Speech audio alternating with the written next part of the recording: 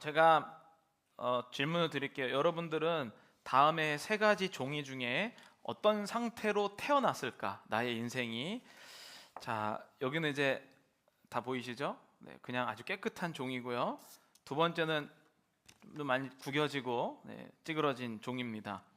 세 번째는 잘 보이실지 모르겠는데 낙서가 된 종입니다. 제 아내가 저를 생각하면서 낙서했다고 했는데 이 세 가지 중에 여러분들은 어떤 모습으로 태어났을까요? 이거요? 정확히 틀리셨습니다. 우리 삶은요, 학교에서 가르쳐 주는 거는 다 이 빈 종이에 그저 글씨만 쓰면 된다라는 것으로 가르쳐 주거든요. 근데 실제로 우리의 인생은요, 구겨진 상태로 태어납니다.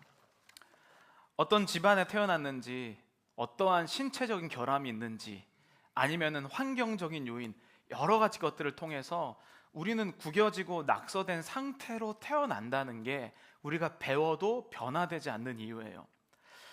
그냥 우리가 학교에서 배울 때는 이렇게 일괄적으로, 일률적으로 배우기 때문에 저것만 들으면 좋은 세상이 오고 좋은 사람이 될 것 같지만, 실제로 우리는요, 열등감이나 상처 위에서 그런 말들을 듣습니다. 그러니까 아무리 좋은 이야기를 들어도 나는 흰 아주 깨끗한 종이가 아니기 때문에 나는 구겨진 데부터 다시 작품을 시작해야 되는 거 아닙니까? 구겨진 게 있으면은 이 구겨진 거 어떻게 피해서 그림을 그려야죠. 직선으로, 여러분 이거 되게 두꺼운 종이거든요. 직선으로 여기서 그리려면 도저히 못 긋습니다. 쫙 펴고 두꺼운 걸 대고 결심을 해야 일자로 그을 수가 있죠. 그런데 흰 종이에는요, 그냥 손쉽게 그을 수가 있습니다. 그 말은 우리가 이 세상을 살아가면서 나라는 이 존재는 정말 하얀 그런 아무것도 없는 종이가 아니라 계속해서 이렇게 구부러지고 또 낙서된 종이 위에서 무언가를 시작해야 한다는 것이죠. 왜 우리는 예배를 드리는데 이 예배 드릴 때는 막 뭔가 된 것 같거든요. 내가 하나님의 말씀만 듣고 내가 하나님의 말씀대로 살면 뭔가 될 것처럼 생각하는데 실제로 밖에 나가면 그렇지가 않습니다. 그 이유는 뭐냐면 우리의 삶은 구겨져 있거든요. 우리의 삶은 낙서되어 있거든요. 오늘 우리는 느헤미야 3장을 맞이해서 그동안 5번의 말씀 가운데 지난주에는 그렇게 느헤미야가 술 맡은 관원에서 왕의 명령과 돈과 재료와 모든 것을 다 가지고 예루살렘에 도착했습니다. 예루살렘에 도착해서 이제 모든 재료가 있으니까 그냥 예루살렘의 성벽 짓기만 하면 되는 거잖아요. 그렇죠? 여러분 재료 있고 돈 있고 권세 있고 다 있는데 성벽 짓는 게 뭐가 그렇게 어렵습니까? 그런데 예루살렘의 현재 상황이 흰 종이가 아니라는 거예요. 예루살렘의 현재 상황은 막 여기저기 구겨져 있고요, 모든 것으로 막 낙서가 되어 있어서 그냥 싸우려고 해도 싸울 수가 없습니다. 지난주에 우리는 확인했죠. 그 내부적으로 예루살렘의 성벽이 다시 지어지는 것을 방해하는 산발락과 도비아가 있었다. 그런 것을 우리가 지난주에 나눴습니다. 그래서 우리는 이 일을 반대하는 세력이 있다는 것을 반드시 깨달으셔야 돼요. 그래서 우리가 하나님 나라의 백성으로 살아갈 때에 막 말씀을 듣고 그대로 실행할 수 없는 이유는 내 삶은 흰 종이가 아니라 구겨지고 낙서된 것으로부터 시작한다는 것이죠.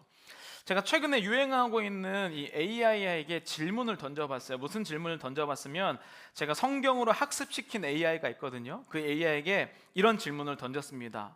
자막으로 이렇게: 네가 만약 마귀라면 LA 한인타운에 있는 한인 이민교회를 어떤 식으로 무너뜨릴 것 같다. 이렇게 하면 AI가 성경을 기반으로 마귀를 자기가 생각해서 전략을 짜는 거예요. 내가 이제 한인타운에 있는 한인 이민교회를 어떻게 무너뜨릴까?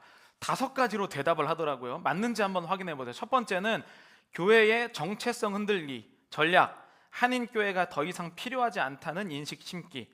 한인 이민교회는 이민 세대가 신앙과 공동체를 유지하기 위해 필수적이었지만 젊은 세대 2세, 3세들은 영어권 교회로 가거나 아예 신앙을 떠나는 경우가 많음. 한인교회는 더 이상 필요 없다는 인식을 확산시켜 다음 세대의 이탈을 부추김. 이민교회는 고립된 집단 인식이라는 인식을 강화.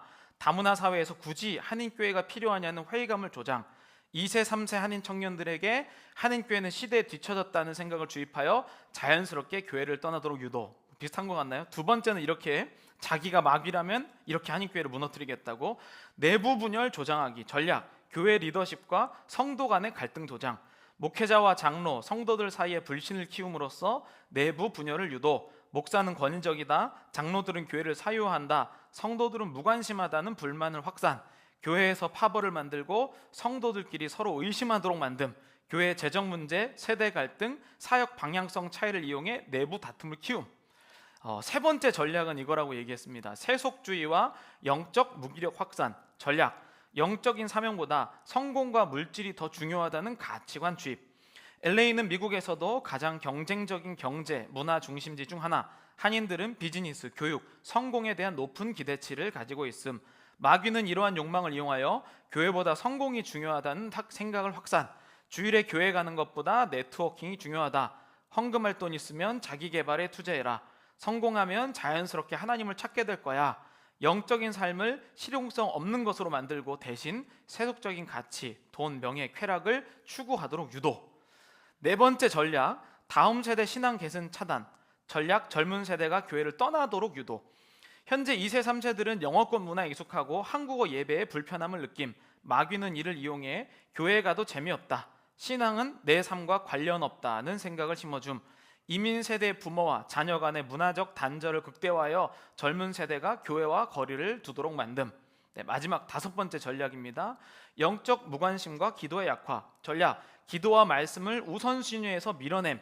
교회 사역이 점점 행정적이고 이벤트 중심으로 변질되도록 유도. 성도들에게 기도해도 변하는 것이 없다, 하나님보다 현실적인 방법이 더 중요하다는 생각을 심어줌. 교회 영적 기둥이 되어야 할 기도 모임을 약화시킴. 이렇게 다섯 가지의 전략을 자기가 만약 마귀라면 성경을 공부해서 이렇게 한인교회를 무너뜨릴 것 같다라는 전략을 내줬어요. 어떻게 생각하시나요? 무너질 것 같나요? 네, 저는 이미 이 결과를 어느 정도 보고 있는 세대라는 생각이 들어요. 이미 마귀가 이런 전략을 사용했고 지금 한인교회가 이러한 것에 이미 결과를 어느 정도 맞이하고 있다라는 생각이 들어요. 왜냐하면 제가 이민 오래되신 분들에게 정말 많이 들은 이야기가 뭐냐면 이제 앞으로 한인들 다 사라질 거고 다 영어 목회로 가야 된다, 이런 얘기를 하셨거든요. 자, 2024년 1월 12일에 라디오 코리아 뉴스에서요, 한국 이민 121주년 기념으로 인구 조사를 종합해서 기사화를 했습니다. 공식적인 한국인들이 미국에 이민 왔을 때가 1903년 하와이에 102명 이민입니다. 그리고 이제 본토로 들어오기 시작했죠. 그런데 2022년 말에 미국 연방 센서스의 추산으로 205만 명이 지금 한국 국적자가 여기에 있어요. 그러니까 시민권자를 포함해서. 그런데 205만 명인데 한국 외교부 있죠. 그러니까 한국 외교부에서 이제 미국 센서스에서는 확인되지 않지만 외교부에서 우리나라 국민이 여기로 갔다라고 하는 인원수는요, 외교부 추산 261만 명입니다. 그래서 봤더니 계속해서 해를 더할수록 미국에 한국인이 많아지고 있어요. 참 놀라운 사실이죠. 그래서 기사 마지막에 이렇게 얘기합니다. 한인들의 미국 이민이 시작된 지 121주년, 미주 한인의 날 지정 19주년을 맞은 2024년 미국 내 한인 파워는 갈수록 비약적인 급신장을 이루고 있다. 그런데 왜 우리는 체감하는 거는 막 사람이 없어지는 것 같죠? 물론 LA라는 도시가 한인들이 조금 떠나는 도시기는 해요. 그런데 여러분, 외교부의 이거를 찾으면요, 정말로 한인들의 인구는 늘어나고 있는 게 맞습니다. 그런데 뭐가 문제냐? 우리가 줄어들고 있다고 인식하고 있다는 거예요. 한인교회는 소망이 없다, 이제 다 2세로 바뀌어서 우리가 늙으면 교회는 끝날 것이다. 제가 정말 많이 들은 이야기인데요, 그렇지 않다는 거예요. 교회를 안 나가는 것이지 사람이 없는 것이 아니다. 여러분, 느헤미야가 예루살렘 성벽을 쌓을 때 이렇게 흰 종이 위에서 하지 않았어요. 우리가 오늘날의 신앙생활 할 때도 마찬가지입니다. 우리가 그냥 흰 종이 위에서 신앙생활하는 거 아니에요. 우리의 삶은 이미 상처 받을 대로 받아 있고요, 태어나면서부터 이민생활 여기까지 오면서 낙서된 수많은 어려움 때문에 우리는 흰 종이 위에서가 아니라 정말 어려운 신앙생활을 할 수 있게 돼요. 느헤미야가 성벽을 쌓을 때 우리가 생각할 때는 돈도 있고 뭐 재료도 있고 왕의 명령도 있고 모든 인력도 있고 그냥 쌓으면 된다고 생각했지만 현실은 그렇지가 않았다는 거예요. 그래서 저는 오늘 이제 느헤미야 3장은 실제로 성벽을 건축하는 거거든요. 그래서 저는 오늘 이 첫 번째 결론을 이렇게 내봤습니다. 우리 함께 자막을 읽어보도록 하겠습니다. 함께 읽겠습니다. 진단을 잘못 내리면 잘못된 계획을 세운다. 우리는 신앙생활 할 때 진단을 자꾸 잘못 내리면서 종교 중독인 경우가 더 많아요. 그러니까 교회 와서는 막 기쁘고 행복한데 실제로 나가서는 우리의 삶의 구겨짐이 다 다르거든요. 여기 많은 분들이 예배 참석하셨지만 저는 여기 계신 분들이 모두 다 다른 상처와 또 아픔과 구겨짐과 낙서가 되어 있다고 느껴져요.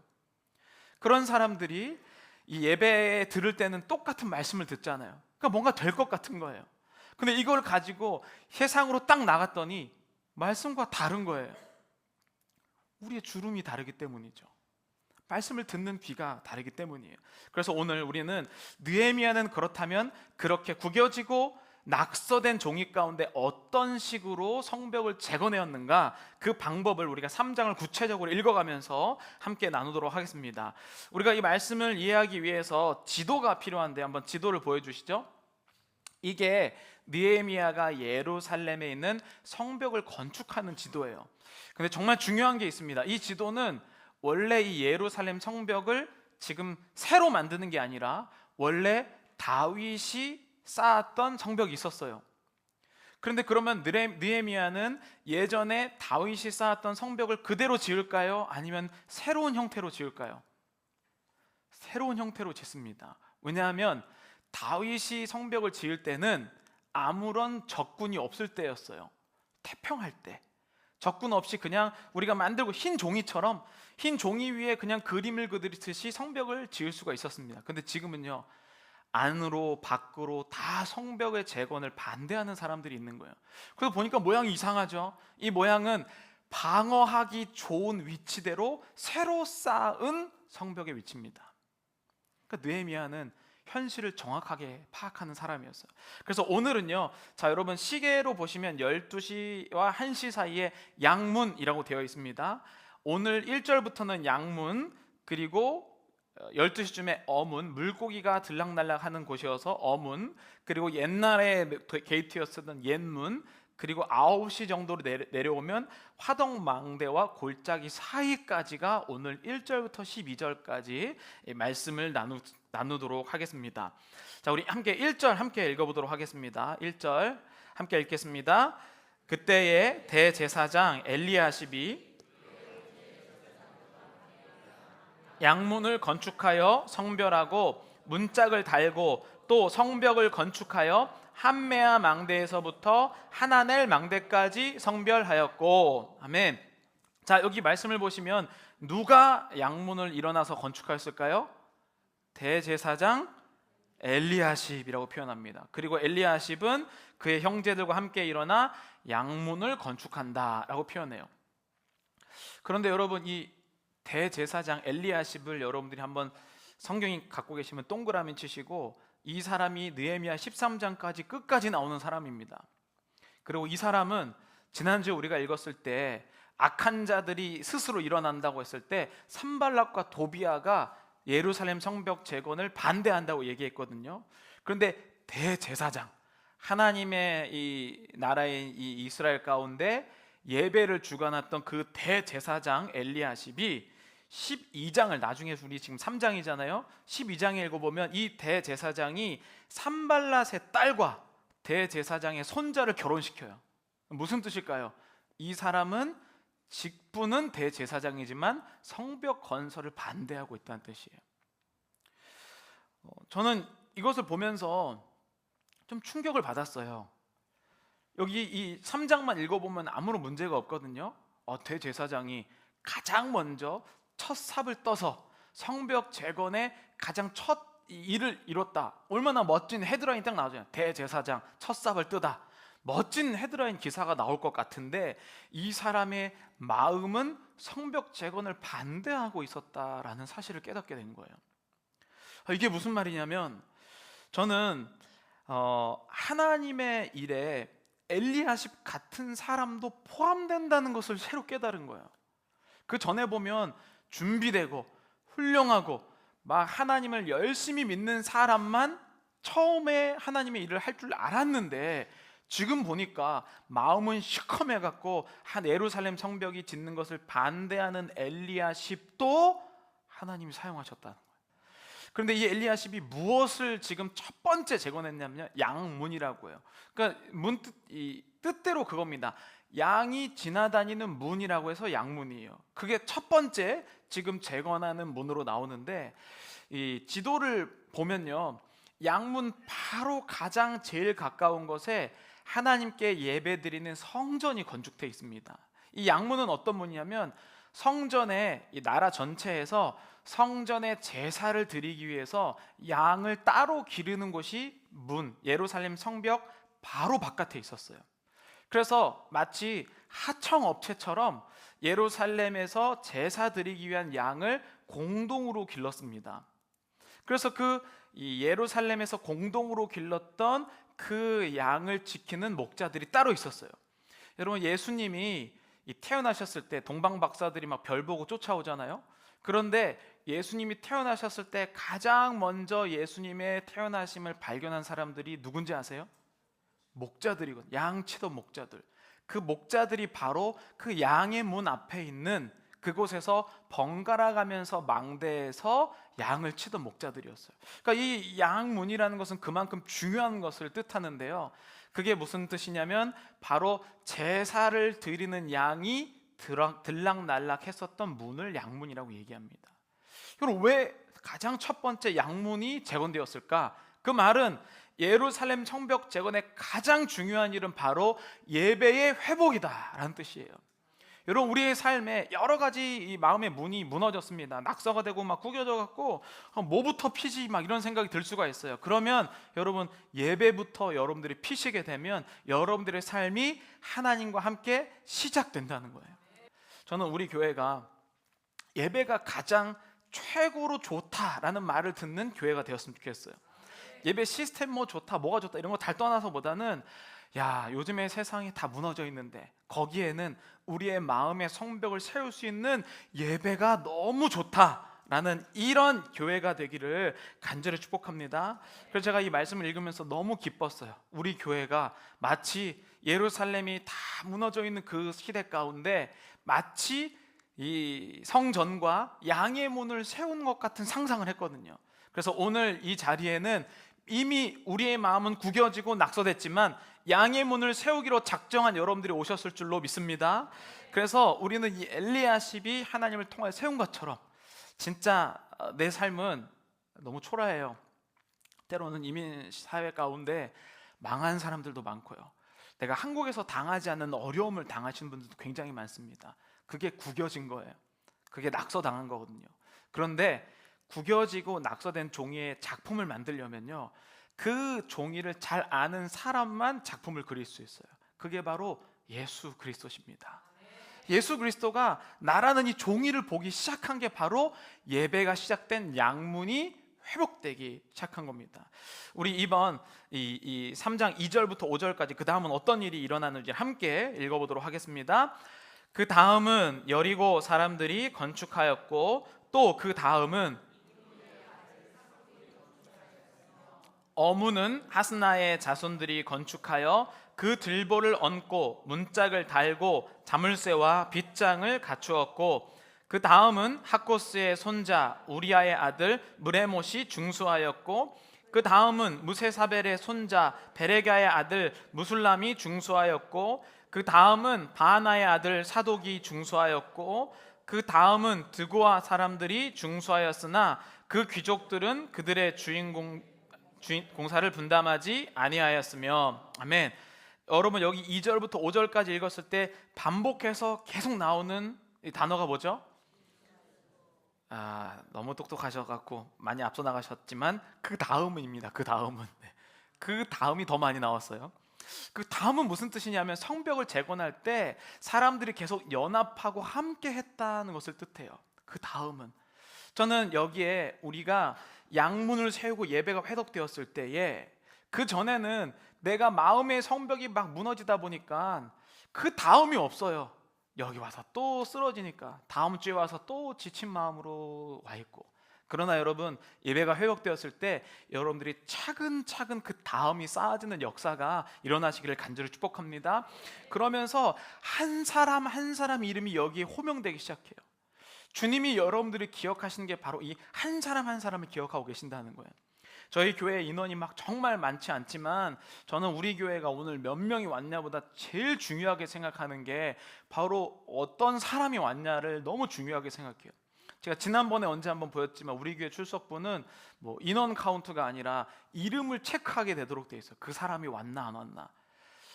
여러분, 이 일개 한 교회의 담임 목사인 저도 한 사람이 온 게 굉장히 기억나고 마음이 오거든요. 그런데 하나님이 이 하나님의 무너진 예루살렘 성벽을 쌓는데 참여한 모든 그 다음에 서 있는 사람들을 다 기억하신다는 거예요. 저는 하나님께서 여러분들을 한 분 한 분 다 기억하고 계시고, 우리가 이 성벽에 재건하는 일에 참여했을 때 하나님께서 회복의 역사가 일어나기를 간절히 축복합니다. 그런데 여러분, 5절에 보면 이런 일이 있어요.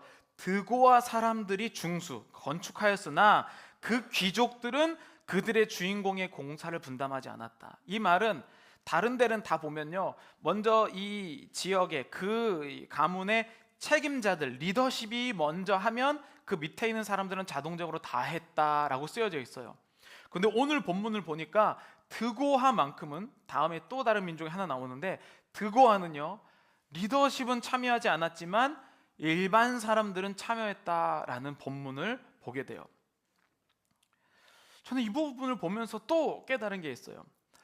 그동안 저는 교회가 분란이 없어야 된다라는 생각을 굉장히 많이 하고 있었거든요. 근데 이거를 보면서 리더는 안 했지만 일반 사람들은 이거를 참여하고 있고, 이것이 나중에 굉장히 반전을 가져오게 되는데, 누가 반대할까 봐 하지 못했던 수많은 일들이 생각난 거예요. 이 사람 때문에 이걸 못하고 저 사람 때문에 못했던 그 반대, 100% 만족해야지만 하나님의 일일 것이다 라는 생각이 저에게 있었던 것 같아요. 그런데 오늘 이 성전을, 예루살렘 성벽을 재건하는 것을 보니까 교회에 반대하는 자들도 품고요, 잘 알지 못하는 자들도 품고, 또 참여하지 않는 자들이 있다고 할지라도 일은 진행되었다는 거죠. 여러분, 어떻게 해서 이 일이 진행됐을까요? 느헤미야가 이미 구겨졌다는 것을 인정했기 때문에 가능한 일이었어요. 흰 종이라고 생각하면 용납이 안 됩니다. 아니, 하나님이 하시는 일인데 판판한 종이에 글씨를 쓰는 대로 착착착 진행이 돼야지 왜 이런 일이 생겨? 그러나 여러분, 우리의 인생은 이미 구겨졌고 이미 낙서된 상황 가운데 하나님은 느헤미야에게 지혜를 주셔서 그 상황에서 어떻게 해야 하는지를 알려주셨다는 거예요. 7절은 이렇게 얘기합니다. 우리 함께 읽겠습니다. 그 다음은 기브온 사람 물라다와 메로노 사람 야돈이 강 서쪽 총독의 관할에 속한 기브온 사람들 및 미스바 사람들과 더불어 중수하였고, 이 7절은요 각각 다른 각각 가까운 지역에 있는 사람들끼리 함께 일을 했다라는 특징을 이야기해주고 있어요. 뭐 우리 교회로 치면 저기 뭐 라크라 센터랑 글렌데일 사시는 분들이 함께 무슨 일을 하시길 바랍니다. 이런 식으로 7절은 진행된 거예요. 올해는요 저희가 3개월에 한 번씩 두 목장이 하나로 연합하는 일들을 할 거예요, 목장을. 근데 그게 바로 이 7절의 맥락과 같이 합니다. 각각 비슷한 사람들이 하나님과 함께 그 다음에 성벽을 쌓는 작업을 뜻합니다. 우리 8절 읽어보도록 하겠습니다. 그 다음은 금장색 하레아의 아들 우시엘 등이 중수하였고, 그 다음은 향품 장사 하나냐 등이 중수하되 그들이 예루살렘 넓은 성벽까지 하였고, 8절의 특징은 직업이 나왔다는 건데요, 그 전에는 직업이 나오지 않지만 이 8절은 직업을 얘기합니다. 근데 이 직업이 건축할 때 필요한 직업이 아니에요. 만약에 직업을 건축하는 일에 사용한다면 뭐 건축사나 이런 사람이 나와야 되는데, 여기에 보면 금장색, 그러니까 금으로 장식된 것들을 파는, 액세서리 같은 것을 파는 그런 사람들과 향품 장사, 향료 등을 파는 사람들, 이 당시에는 좀 중산층보다 좀 더 잘 사는 사람들이 여기에 함께하는 것을 포함을 해요. 그러니까 하나님은 그들의 전문성을 보시는 게 아니라 그들의 마음을 보신다라는 것을 확인할 수 있죠. 여러분, 교회의 일은요, 전문성을 가지고 하는 게 아니라 어떠한 상황일지라도 예루살렘 성벽이 재건하기를 원하는 그 포함되기를 되는 마음으로 쌓여지기 시작한다는 거죠. 여러분, 교회 사역을 할 때 우리가 잘해서, 하나님이 저 같은 사람 잘해서 사용해 주신 게 아니라 하나님께서는 우리의 마음과 중심을 보시고 여러분들 이 자리에 보내주셨으며 여러분들을 사용하실 줄로 믿습니다. 우리 마지막 9절과 11절 함께 읽도록 하겠습니다. 9절과 12절입니다. 그 다음은 예루살렘 지방의 절반을 다스리는 후루의 아들 르바야가 중수하였고, 그 다음 12절입니다. 그 다음은 예루살렘 지방의 절반을 다스리는 할로에스의 아들 살룸과 그의 딸들이 중수하였고. 자, 9절과 12절을 제가 묶어서 읽은 이유는 무엇일까요? 반복되는 단어가 있죠. 예루살렘 지방의 절반을 다스린다라고 표현해요. 예루살렘 지방을 보니까 9절도 절반을 다스리고 11절도 절반을 다스리면, 그러면 나머지는 누가 다스린 겁니까? 반반씩 벌써 다 다스렸는데. 그러니까 이것은 실제로 이들이 반을 다스렸다라는 말이 아니고, 약간 변두리 쪽에 큰 지역을 다스리는 사람들을 표현할 때 예루살렘 지방의 절반을 다스렸다라고 표현하는 거야. 그러니까 완전 반을 다스렸다는 게 아니라 지방에 있는 사람들조차 여기 와서 예루살렘의 성벽을 재건하는데 함께했다라는 것을 표현합니다. 여러분, 오늘 이 느헤미야 3장 1절부터 12절까지 보면서 가장 중요한 건 느헤미야의 성벽 재건은 재료가 있어서 되는 것도 아니고 실력이 있어서 되는 것도 아니고 그 다음에 능력과 빽이 있어서 되는 것이 아닙니다. 느헤미야의 성벽 재건의 가장 기초는 이미 이 일을 반대하는 자들이 있다. 우리의 이 예루살렘의 상황이 구겨져 있고 낙서돼 있다라는 것을 바탕으로 계획이 짜져 있다는 거예요. 여러분, 우리의 삶을 돌아보기를 원합니다. 여러분들의 인생은 아주 깨끗한 그러한 종입니까?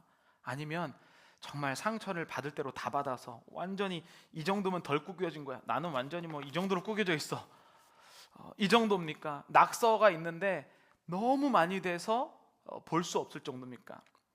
하나님께서는 그러한 모든 것을 아시고 느헤미야에게 그것을 바탕으로 계획을 세우게 하시고 또 모든 다양한 사람들의 이름을 기억하셔서 그 사람으로 하여금 그 다음은 성벽을 재건하는 일에 포함시켜 주셨다는 겁니다.